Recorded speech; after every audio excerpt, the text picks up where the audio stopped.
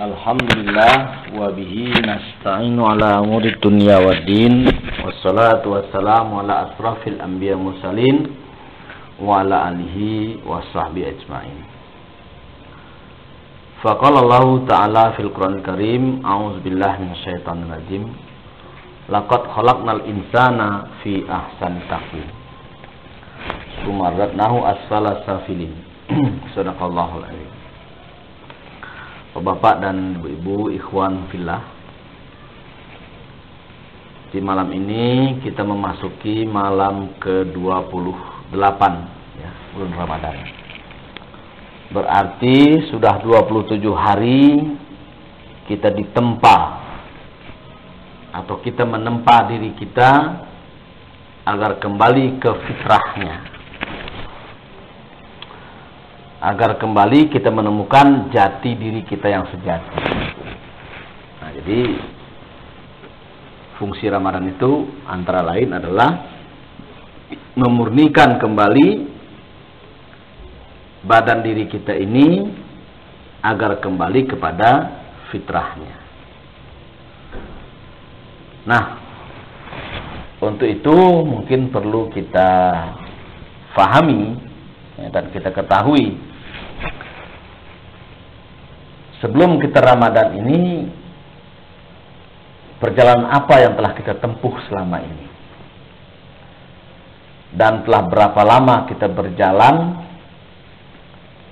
dari sisi Allah sampai ke dunia ini. Karena nanti kita akan kembali lagi kepadanya. Innalillahi wa inna ilaihi raji'un. Dalam surat Al-Insan ayat 1 dan 2, Allah Subhanahu wa taala berfirman, A'udzubillahi minasyaitonir rajim. Hal ata 'alal insani hinum minad dahri. Bukankah telah datang atas manusia suatu waktu dari masa? Jadi Allah menjelaskan bahwa kita ini menjalani suatu perjalanan ya. Perjalanan dari sisi Allah kembali ke sisinya, atau dari sisi Allah nanti tidak kembali ke sisinya, mungkin nyangsang di neraka barangkali ya. Nah itu. Nah, agar itu tidak terjadi, maka dalam Ramadan ini kita diberi kesempatan untuk mengadakan ihtisaban, mengadakan perhitungan diri. Lam yakun syai'an mazkura.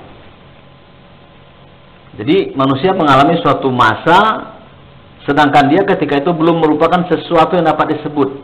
Nah, jadi udah nggak ada sebutannya gitu, ya nggak dianggap.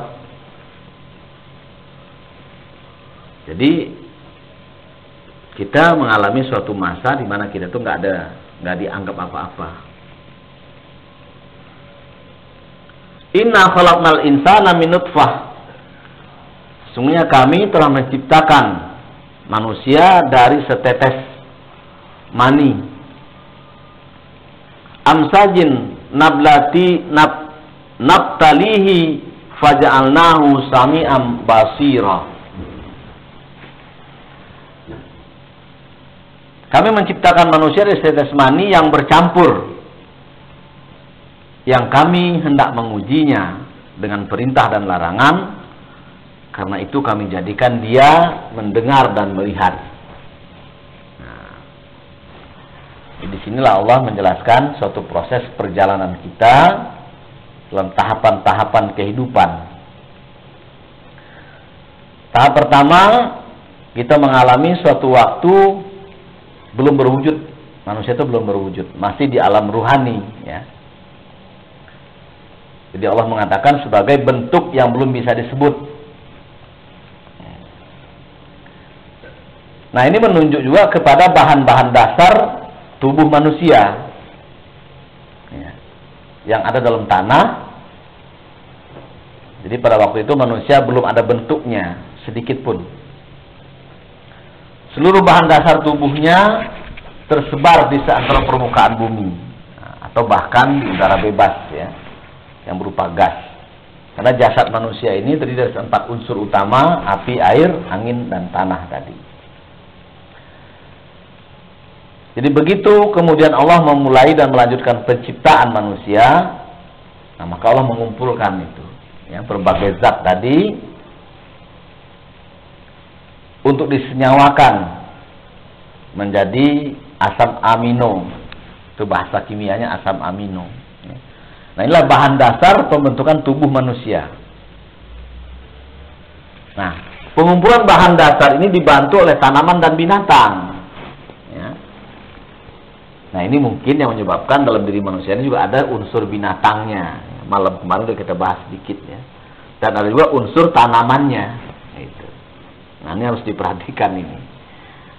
Nah, maka dalam bulan Ramadan ini kita diperintahkan oleh Allah untuk mengurangi makan. Ya, maksudnya makan tanaman dan makan binatang. Supaya jangan kelewat gede binatang dan tanaman di dalam tubuh kita ini.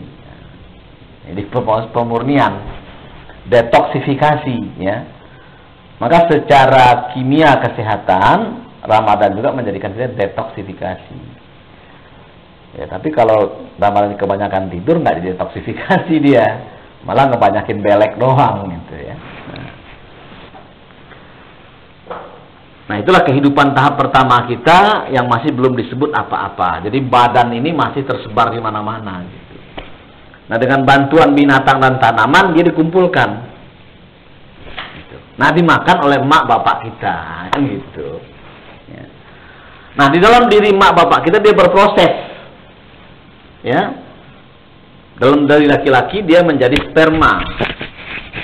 Dalam perempuan menjadi indung telur atau ovum.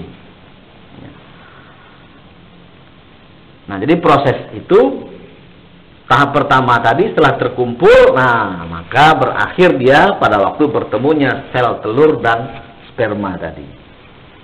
Nah, itu tadi pembuahan. Nah, ya. Supaya tahu nih kita ini kayak apa sih dibikinnya sama Allah ya. Jadi yang berbeda itu hanya Nabi Adam dan Nabi Isa, yang lain sama. Nah, disitulah kita memasuki kehidupan tahap kedua.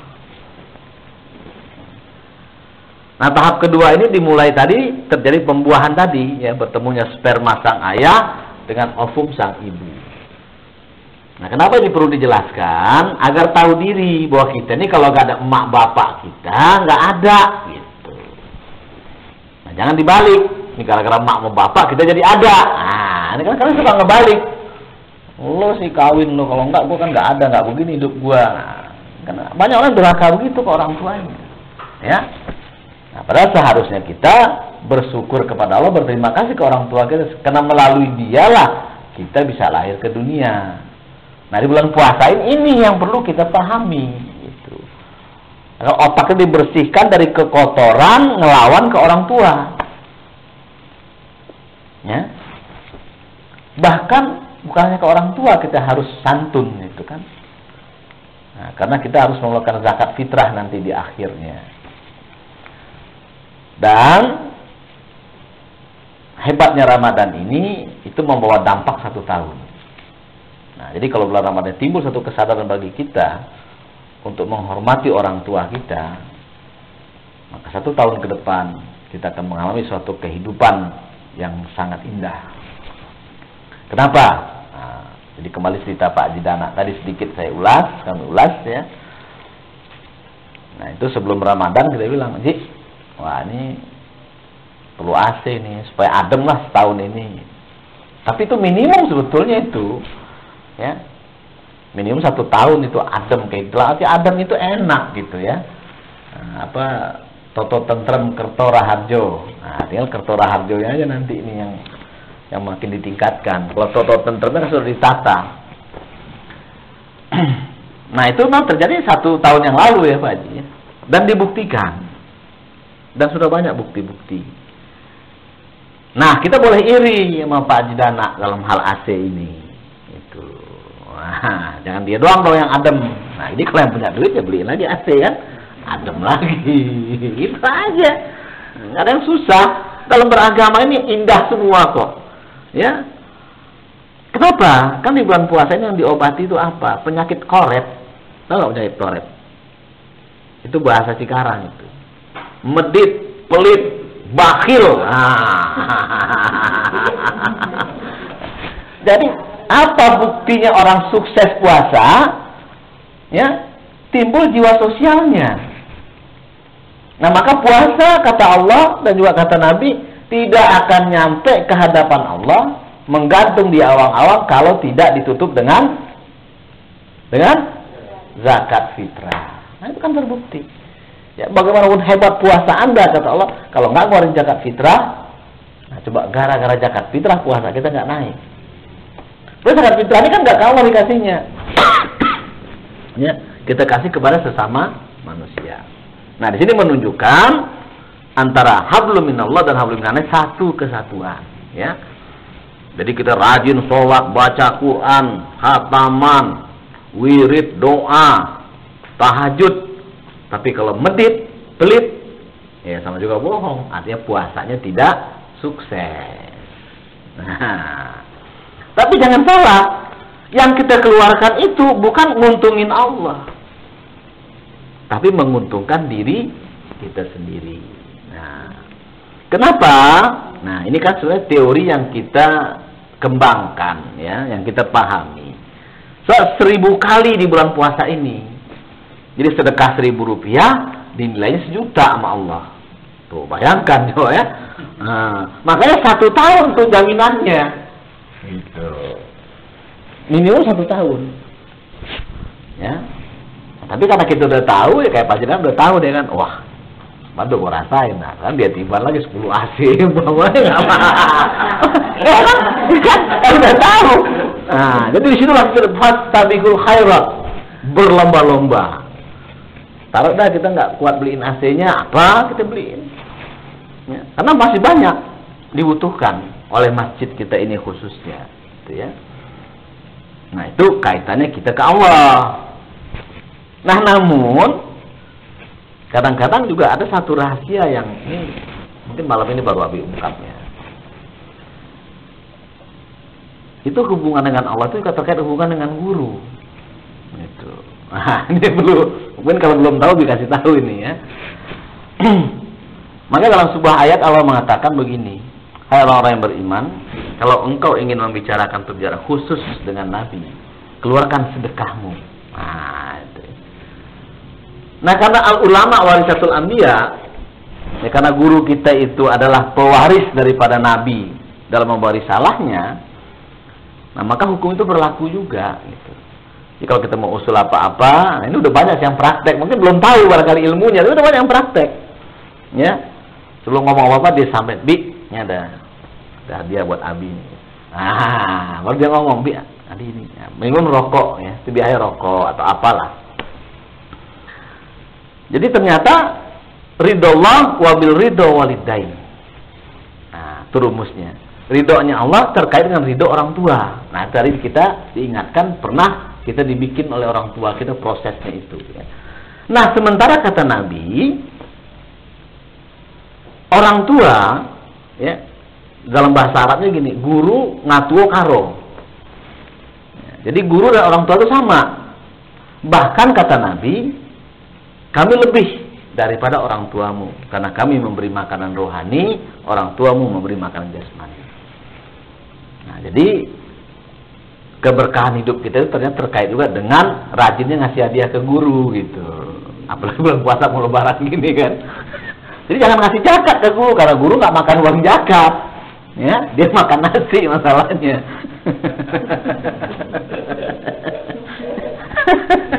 Ini supaya paham, tapi jangan kasih tahu yang lain-lain, ntar jadi ngiri. Karena ini peluang emas masalahnya. Ramadan tinggal 2 hari lagi mungkin kan. Nah, itu kita kembali kepada kaji kita. Jadi setelah proses di dalam perut ibu itu berlangsung sedemikian, nah inilah dia di dalam rahim tadi. Kita hidup di dalam alam rahim namanya. Nah, dalam surat Al-Mu'minun ayat 12-14 Allah menceritakan, dan sesungguhnya kami telah menciptakan manusia dari saripati tanah. Kemudian kami jadikan saripati tanah itu air mani yang disimpan dalam tempat yang kokoh. Kemudian sperma itu kami jadikan segumpal darah. Lalu segumpal darah itu kami jadikan segumpal daging. Dan segumpal daging itu dijadikan tulang belulang. Lalu tulang itu dibungkus dengan daging.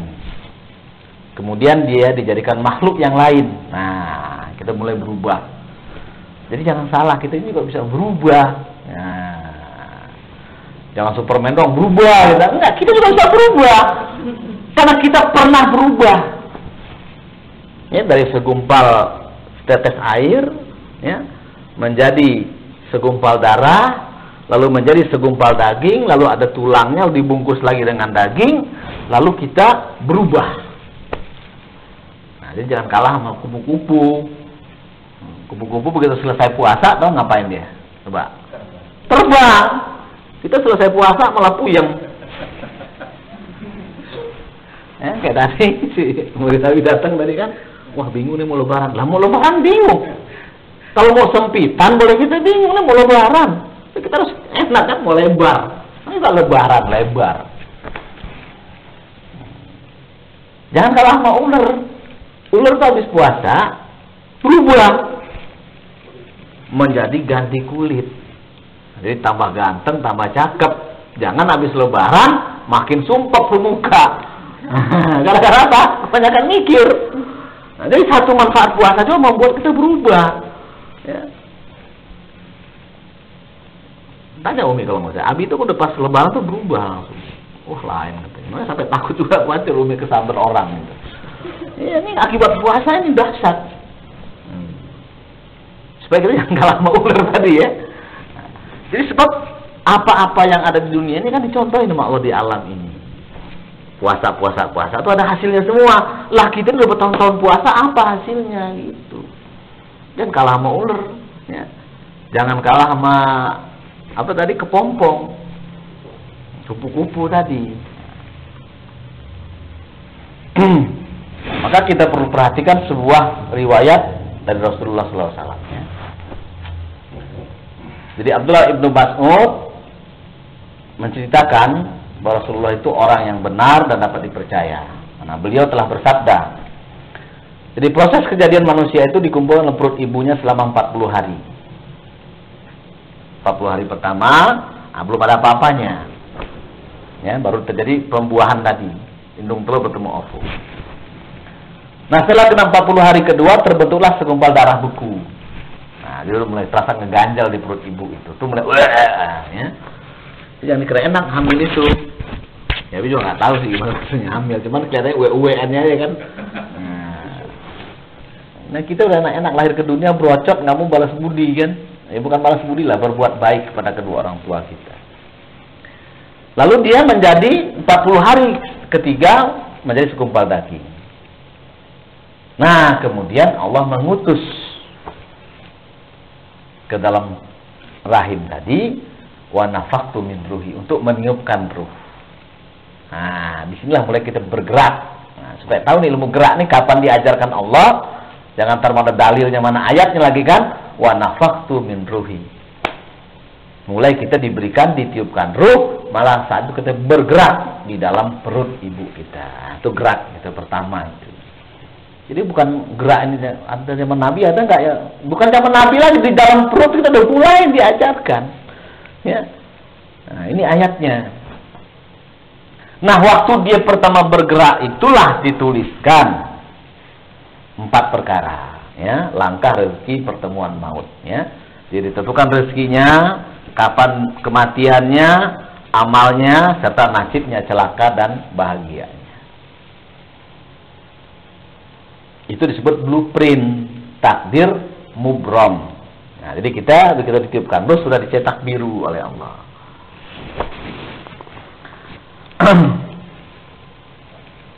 Nah, jadi jelas sekarang bahwa manusia itu disebut manusia sudah berproses sedemikian panjang.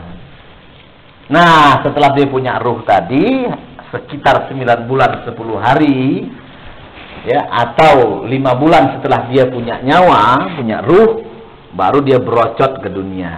Nah, ya. untuk memasuki fase kehidupan duniawi.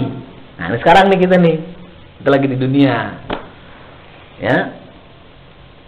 Nah, manusia yang lahir ke dunia dari rahim ibunya itu sudah lengkap, ya, dilengkapi dengan berbagai alat keperluan hidup yang sempurna. Nah, yang salah nih, jadi jangan ada alasan nggak bisa usaha karena nggak punya modal. Nah, ya, sudah diberi perlengkapan hidup yang sempurna berupa pendengaran, penglihatan, kolbu, ya. Jadi jelaskan. Jadi dan itu juga menggambarkan nilai-nilai kejadian manusia itu serta martabatnya di antara makhluk yang diciptakan Allah. Jadi jelas berbeda di sini. Jadi manusia punya pendengaran, penglihatan, dan kolbu. Ya. Jadi kesemuanya tadi menggambarkan bahwa berbeda manusia ini, punya nilai yang lebih dari makhluk yang lain. Nah, kenapa sekarang sampai manusia ini seperti apa adanya, ya, kena penyakit TBG? Nah, itu yang kita harus tanya kepada rumput yang bergoyang, ya.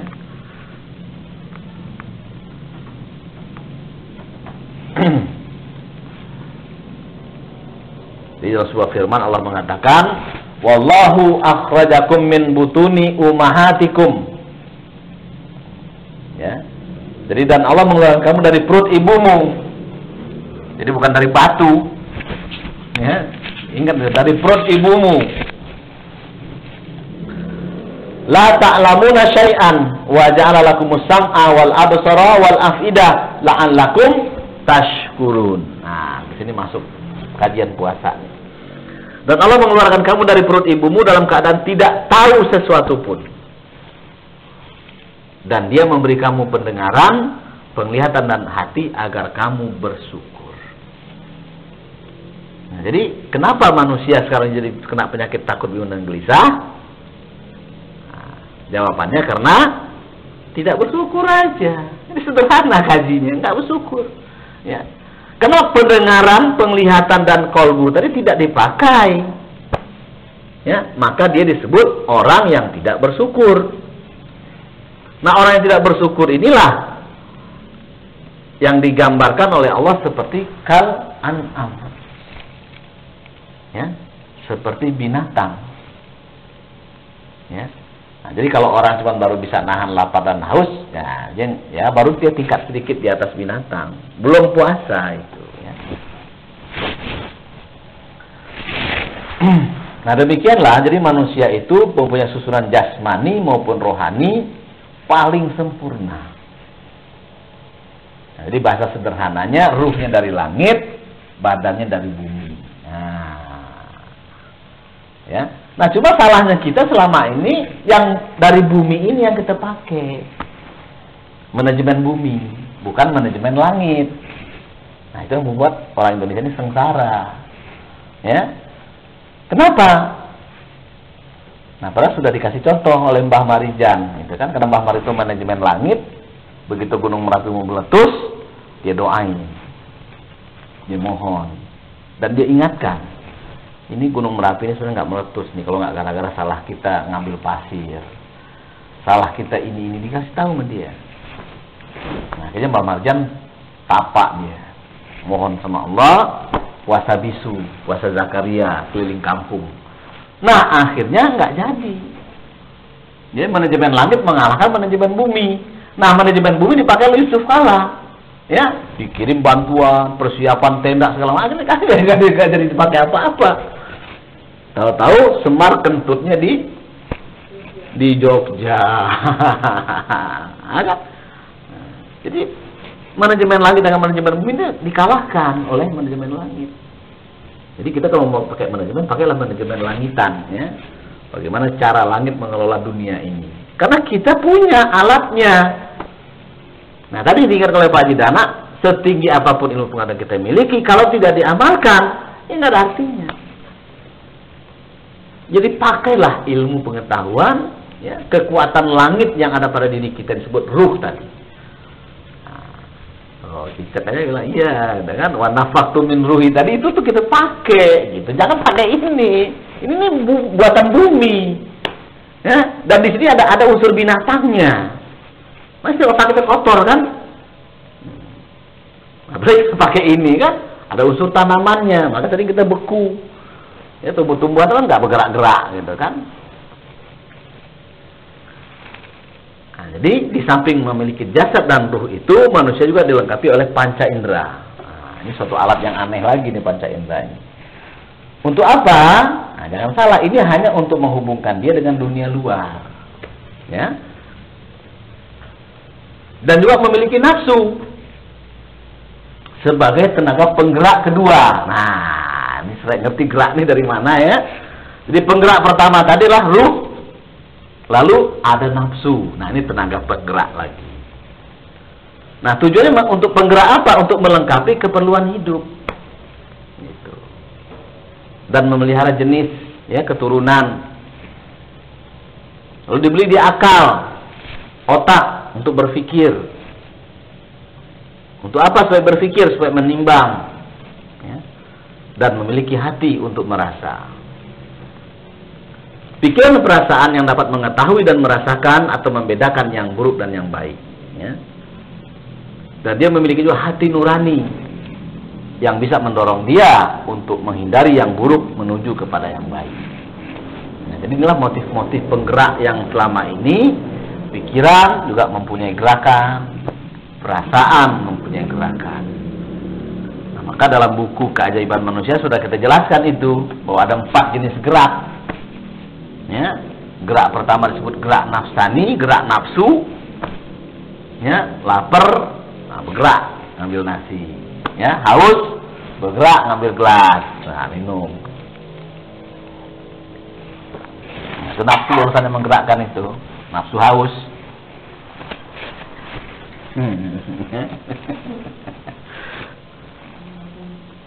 Lalu pikiran kita berpikir, wah, ini mau lebaran nih.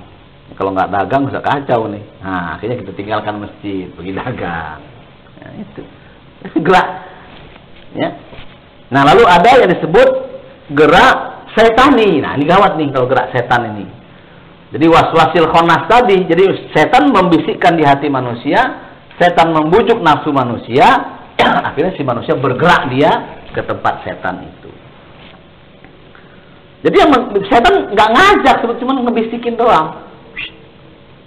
Nonton bola, bola dunia, ya, betul kondi, ngaji malam ini, ada apa? Aduh, baru pengen nonton doang. Nah, itu gerak setan. Ya, jadi gerakan-gerakan yang arahnya ke kiri ini setan ini yang ngajak nih. Tapi jangan salah, setan hanya membisikkan. Ya, nggak maksa kita loh, jangan salah. Ya, karena nanti dalam Al-Quran ada disebutkan, ya aku kan cuma ngajak, nggak maksa kamu untuk ikut, kenapa kamu mau? Aku cuma kasih tahu ada pertandingan bola. Nah, terus kamu pergi nggak ngaji, ya kan salah kamu sendiri. Ya, nah, jangan salah sembarangan nyalahin setan.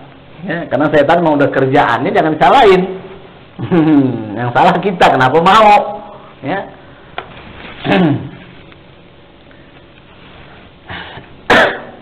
Jadi dengan memperhatikan unsur-unsur jasmaniah dan rohaniah tadi, nah, maka manusia mempunyai bakat atau potensi untuk meningkat ke taraf yang lebih maju. Nah, ini disebut bergerak, ya, menuju sejahtera tadi. Lebih indah dan lebih murni. Jika unsur-unsur tersebut berkembang dan dipergunakan sesuai peraturan yang ditetapkan oleh Allah dalam menciptakan manusia yang sempurna tadi. Ya. Dikatakan oleh Allah, laqad khalaqna insana fi ahsani taqwim. Aku telah menciptakan manusia dalam susunan yang sempurna, kata Allah. Namun dilanjutkan, summa radatnahu asfala safilin. Ya, tapi manusia itu dia bisa menjadi makhluk yang rendah. Nah, dari semua makhluk yang ada, jadi lebih rendah dari binatang. Nah, yang gawat ya. Kenapa? Apabila manusia mengabaikan tugasnya sebagai manusia. Ya. yaitu tidak memelihara dan tidak mengembangkan potensi yang telah kita miliki. Nah, kata Allah, khuzu ma atainakum biquwwah wanzuru wazkuru ma fihi la'allakum tattaqun.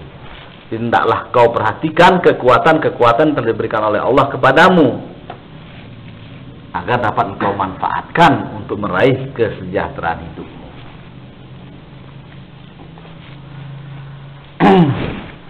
Jadi di sini yang perlu kita pahami, dalam bulan Ramadan ini dilatih kita untuk menyeimbangkan.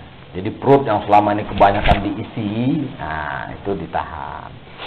Mata dilatih untuk lebih banyak lihat Quran. Itu semua untuk apa? Untuk menyeimbangkan. Gitu ya.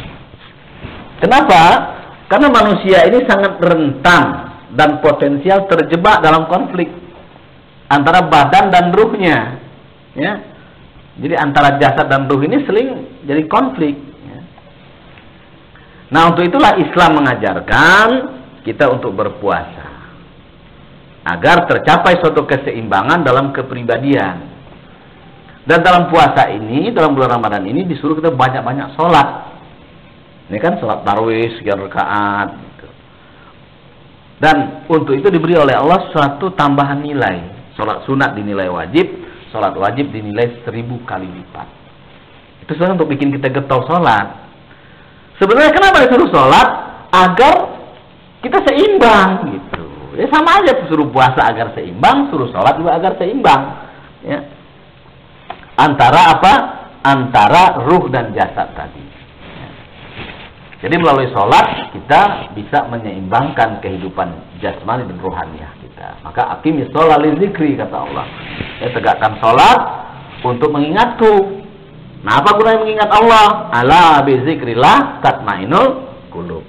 Hanya dengan mengingat Allah hati menjadi tenang, ya. Nah, ingat kepada Allah artinya apa? Artinya melestarikan hubungan yang dekat dengan Allah, ya. Sehingga akan menginsafkan diri kita akan makna terakhir hidup di dunia ini. Nah, ini kita menuju lagi kepada kematian, ya. Jadi ada satu pintu yang harus kita lalui, itu kematian, ya. Untuk kita kembali kepada Allah, karena kita memang berasal dari Dia, inna lillahi wa inna ilaihi raji'un. Nah, oleh karena itu ya dalam bahasa Jawa itu dijelaskan bahwa Allah itu adalah sangkan paraning hurip, ya. Jadi asal dan tujuan hidup manusia itu dari Allah, disebut dalam bahasa Jawanya sangkan paraning hurip, ya. Bahkan sangkan paraning dumadi, ya. Asal dan tujuan semua makhluk. Nah, jadi sholat, puasa, ini semua tuh tujuannya kemana sih? Ya agar kita kembali ke Allah. Gitu. Jadi bukan tujuannya supaya kita nahan lapar. Ya. Nah, keinsafan kita terhadap Allah sebagai tujuan akhir hidup tentu akan mendorong seseorang untuk bertindak dan berpekerti sedemikian rupa agar dia kembali ke sisi Allah membawa bekal. Nah, apa bekalnya? Nah, tadi aqimis shalah wa ita'iz zakat. Tunaikan juga puasa, bayar zakat. Selalu ujungnya begitu, ya. Jadi setiap aktivitas keilahiyahan selalu dikunci dengan kemanusiaan. Artinya apa? Artinya ajaran Islam ini mengajarkan kepada kita bahwa perbuatan kita kepada Allah itu yang menerima manfaatnya bukan siapa-siapa, diri kita sendiri. Nah, tadi telah dijelaskan oleh Pak Haji Dana dan juga kami banyak pengalaman. Jadi bukan riya, memang itulah adanya. Dengan beliin AC untuk masjid, nah kita diberikan oleh ketenangan hidup. Jangan salah, zaman sekarang untuk tenang hidup itu nggak cukup duit 1 juta 2 juta itu, ya. Jadi hati Pak Haji Dana bisa tenang, nah, mungkin dia nggak bisa 2 juta dia dapat itu. Udah kita bisa ukur. Karena standar Pak Haji Dana ini kan Kentucky sama McDonald, ya Pak Haji. Beda kalau standarnya warteg. Jadi ketenangannya ada pengaruh. Siapa yang membuat manusia tenang itu apa? Punya uang. Nah, di sini digaransi oleh Allah. Ya. Nah, kami ini kalau udah datang bulan puasa itu semangat itu. Nah, udah begini agak sedih gitu nih. Ah, udah habis puasa ini. Karena puncak rezeki itu di bulan puasa ini. Ya. Nggak berpintu itu Allah itu. Maka ada istilah kadang-kadang suka ada kijang nyasar ke kampung gitu kan. Ya, artinya selain dari ikhwan yang sudah biasa tuh ada kijang-kijang nyasar ke kampung yang kita nggak sangka-sangka, bro. Itu sering terjadi di kita untuk masjid kita ini maupun untuk perjuangan kita. Pernah atau ujuk-ujuk keluarganya si apa yang ketua KONI dulu itu, yang tentara ya. Aris Munandar, semua sampai istri Wismoyo, istri siapa lagi yang jadi di ITB, terus yang menris orang Ristek itu datang ke sini untuk melunasi hutang kita waktu itu. Ujung-ujung kita nggak kenal. Satu dia datang, sekretarisnya dicek, dia setuju, nggak lama dia datang. Sering di bulan Ramadan kita mengalami yang seperti itu. Makanya Abi kemarin itu semangat. Nah begitu udah mau penghujung sedih kita, ya Allah. Kalau tambah sebulan lagi lah, gitu kan? Ya, karena kita bisa nebus sholat kita yang ketinggalan, nebus zakat kita, infak kita, sodakoh kita, gitu. Ya. Nah, jadi disitulah kita menyadari bahwa Ramadan ini sebagai suatu proses latihan bagi kita agar kita mencapai kehidupan yang fitrah. Ya. Nah, kehidupan yang fitrah itu disebut kehidupan awal kita dulu, ya. Nah, namun demikian, yang perlu kita pahami selanjutnya adalah bahwa kita ini makhluk yang sekalipun pada dasarnya baik, namun juga lemah, ya. Nah, kelemahan ini membuat kita selalu sulit untuk menolak ajakan-ajakan kepada kejahatan. Nah, maka itu kita suruh berjamaah. Ya, disuruh kita mempunyai suatu komunitas. Agar apa? Agar kita tidak mudah terpedaya oleh rayuan-rayuan kejahatan. Maka minimum kan kita undang gitu ya, kita adakan pertemuan seminggu sekali. Nah, dan menurut pengalaman para ikhwan, juga Abi juga begitu. Ini kalau habis pengajian ini bangsa seminggu tuh fit banget kita. Nah, tapi kalau sampai kurang seminggu udah lewat, nah itu minggu kedua tuh agak berat gitu. Nah, maka kami sarankan setelah Ramadan ini ya yang pengajian malam Sabtu mbok ya coba diusahakan dihadiri. Dan banyak cara, kan pengajian kita ini tidak harus di sini saja. Ya. Mama Ivi, jauh banget Bi ke Cikarang, enggak apa-apa. Tuh Abi bisa datang ya kan. Kita adain di mana? Di Petro Cina, nggak masalah. Kan ada aula atau apa gitu kan, kita sewa sebentar atau kita pinjam barang 1 jam. Nah, kita mulai. Nah, terbuka nanti cabang Petro Cina kan gitu ya. Nah, atau cabang Trans TV. Itu nggak ada yang susah. Semua mudah. Karena dari bagi kita nggak perlu ceramah pengajian kita ini. Gitu. Itu udah kebanyakan ilmu masalahnya. Ya. Ya kalau mau ceramah gampang, mau ceramah ambilnya buku habis satu bacain gitu kan. Nah, yang penting apa? Ini gerak ini, ya melatih gerak kita, menyatukan gerak kita, agar kita saling terimbas. Nah, jadi nggak macet-macet lagi kita gitu. Di dalam pertemuan-pertemuan kita sebetulnya kuliah ini nggak penting lagi. Yang penting itu kita ketemu 15 menit paling tidak, gerak bersama. Itu yang paling kunci, ya. Nah, jadi cobalah bagaimana caranya teman-teman ya yang barangkali merasa ini mumpung ada izin malam ini gitu ya, daripada jauh-jauh ke sini mungkin nah barangkali nanti kita bisa ketemu full itu ya pada waktu Isra Mi'raj, Mauludan ya, atau bulan puasa seperti ini. Jadi kita mulai, jangan kita berharap harus 10 orang berapa orang, 1 orang pun jadi habis. Ya karena bagi kami ini udah biasa. Ya diundang atau yang hadir cuma 2 orang jadi aja, loh kita nggak ada masalah tetap, karena kita ini bukan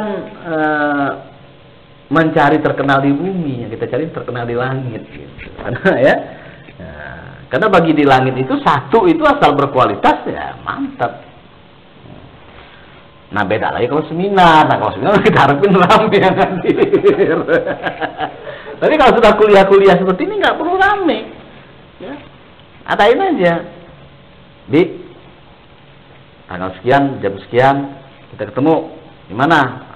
di musola Petro Cina atau di musola Trans TV atau di DPR, di mana aja. Atau di Cepaka Mas gitu ya. Jadi jangan waktu, ruang dan tempat menghambat kita untuk bertemu. Kita permudah semua karena Islam ini agama yang mudah. Jadi jangan dipersulit-sulit. Jadi itulah kira-kira yang dapat kami sampaikan ya secara sederhana, bahwa kita ini sekarang sedang di dunia menuju kepada alam akhirat. Nah, kata Nabi, ad-dunya mazra'atul akhirat. Dunia ini bayang-bayangnya kebunnya akhirat. Jika di dunia itu bisa hidupnya adem, itu insya Allah itu di akhirat juga adem dah. Ya. Tapi kalau di dunia itu puyeng, ya susah, siap-siap susah juga di sana. Nah, untuk itulah tinggal bagaimana kita mensyukuri nikmat-nikmat yang diberikan oleh Allah kepada kita berupa ilmu pengetahuan khususnya, berupa mata, telinga, fa'amma binikmati rabbika fahaddits. Apa yang telah engkau dapat sebarluaskan. Karena semakin engkau tabur, semakin dia berhasil. Jadi jangan ragu-ragu itu ya. Soal cepat dan lambat kita menerima hasilnya itu tergantung kepada maunya Allah. Memang nggak bisa dipaksakan. Ya kami sudah 14 tahun menanam. Nah, Ramadan ini panen besar. Ya. Salah satunya apa yang diberikan oleh Allah kita, jamaah kita? Ada yang masuk Islam bulan puasa ini, satu ikhwan kita. Itu kan luar biasa, besar panennya itu, ibarat panen kan. Nah, kita bisa membawa orang dengan ilmu pengetahuan ini, dia menjadi Islam karena ilmu pengetahuan. Ini kan kita makin yakin kita ini benar nih ilmu ini nih gitu. Nah, jadi itulah barangkali mudah-mudahan menambah semangat bagi teman-teman ya. Nggak usah ragu-ragu lah untuk mengeluarkan uang di jalan Allah itu, nggak usah ragu-ragu ya. Karena satu yang kita keluarkan seperti kita menanam satu biji ya. Dalam satu biji akan tumbuh satu pohon. Pohon ini bercabang 7 dan 100 buahnya. Jadi satu diganti 700. Tapi ada di ayat lain, wa yarzuqu min haitsu la yahtasib. Diberi rezeki dari tempat yang nggak tersangka-sangka. Nah, ini tak terhingga sudah. Nanam satu bisa dapat lebih gitu. Jadi kita tidak usah ragu, dan memang ini sebetulnya menjadi kunci puasa. Di hikmah puasa itu di sana ya. Kemampuan kita untuk menepati, untuk memahami bahwa kita ini dihidupkan oleh Allah untuk manusia. Ada tugas-tugas yang harus kita laksanakan. Nah, satu tugas yang penting itu adalah di bidang sosial tadi ya. Makanya kita di akhir Ramadan itu kan disuruh kita untuk mengeluarkan fitrah. Itu satu tanda ya. Satu ilmu yang diberikan oleh Allah kepada kita, ini terkait nih ya.